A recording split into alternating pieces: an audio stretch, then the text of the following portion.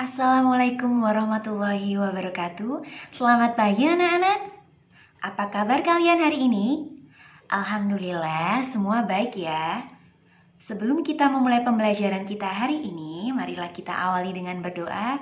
Berdoa menurut agama dan kepercayaan kita masing-masing. Berdoa mulai. Selesai. Hari ini apakah ada yang tidak masuk? Oh iya, alhamdulillah semuanya masuk ya. Mudah-mudahan kalian sehat selalu dan tetap semangat. Di sini Ibu memiliki sebuah gambar. Sekarang coba kalian amati dan perhatikan gambar tersebut. Apakah kalian mengalami hal yang serupa? Jika iya, coba kalian sebutkan apa saja perubahan yang terjadi dalam tubuh kalian dari bayi hingga sekarang. Ya, jawaban Rizky tepat sekali. Jadi, bentuk tubuh kita mengalami perubahan, salah satu contohnya perubahan bentuk fisik. Misalnya berat badan dan tinggi badan. Semakin bertambahnya usia kita, maka akan semakin bertambah pula berat badan dan tinggi badan kita. Lantas, apakah makhluk hidup lainnya juga mengalami hal yang serupa dengan manusia? Ya, betul. Jadi, hewan dan tumbuhan juga mengalami perubahan bentuk tubuh selama hidupnya. Adapun tujuan pembelajaran hari ini yaitu yang pertama, menganalisis siklus hidup makhluk hidup dalam kehidupan sehari-hari. Yang kedua, mengelompokkan siklus hidup hewan berdasarkan perubahan bentuknya. Yang ketiga, mengomunikasikan hasil diskusi kalian tentang hubungan antara siklus hidup makhluk hidup dengan upaya pelestariannya. Sebelumnya, Ibu akan membagi kelas dalam 5 kelompok mulai dari kelompok 1 hingga kelompok 5, di mana masing-masing kelompok terdapat 5 peserta didik yang telah Ibu pilih dan masing-masing peserta didik sudah memiliki kode dari kode A, B, C, D hingga E. Jadi, pada pembelajaran kali ini terdapat 2 jenis kelompok. Kelompok yang pertama kita sebut dengan kelompok asal.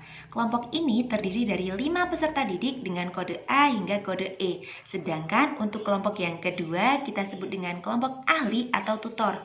Kelompok ini terdiri dari beberapa peserta didik dari kelompok asal yang memiliki kode huruf sama. Jadi peserta didik dengan kode A akan berkumpul dengan peserta didik dengan kode A juga, begitu seterusnya hingga kode E. Sekarang silakan masing-masing dari kelompok ahli berkumpul dengan kelompoknya. Jadi terdapat 5 kelompok ahli, mulai dari kelompok ahli A hingga kelompok ahli E. Kemudian di sini Ibu akan membagikan lembar kerja atau LKPD kepada masing-masing kelompok ahli. Di sini kelompok ahli akan berdiskusi dan mempelajari satu subtopik materi tentang siklus hidup makhluk hidup. Untuk subtopik materi yang akan didiskusikan oleh masing-masing kelompok ahli adalah sebagai berikut. Yang pertama yaitu kelompok ahli A akan mendiskusikan tentang siklus hidup hewan yang tidak mengalami metamorfosis. Kemudian yang kedua, kelompok ahli B akan mendiskusikan tentang siklus hidup hewan yang mengalami metamorfosis sempurna. Yang ketiga yaitu kelompok ahli C akan mendiskusikan tentang siklus hidup hewan yang mengalami metamorfosis tidak sempurna. Yang keempat, kelompok ahli D akan mendiskusikan tentang siklus hidup tumbuhan. Dan yang terakhir, kelompok ahli E akan mendiskusikan tentang upaya pelestarian hewan dan tumbuhan langka. Sampai di sini, apakah ada yang masih kurang paham dengan pembagian tugasnya? Oh ya, alhamdulillah semuanya sudah paham ya. Di sini Ibu akan memberikan waktu 30 menit untuk kalian berdiskusi dengan kelompok kalian. Selanjutnya kalian akan kembali ke kelompok asal kalian. Lalu tugas kalian sekarang di kelompok asal seperti menyusun puzzle. Jadi informasi atau hasil diskusi yang telah kalian peroleh dari kelompok ahli bisa di-sharing ke teman sekelompok kalian sekarang.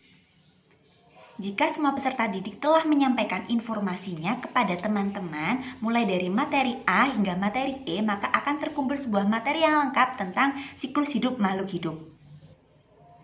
Coba kalian analisis dan diskusikan bersama tentang materi tersebut dan nantinya kalian akan mempresentasikan hasil diskusi kalian ke teman-teman kalian.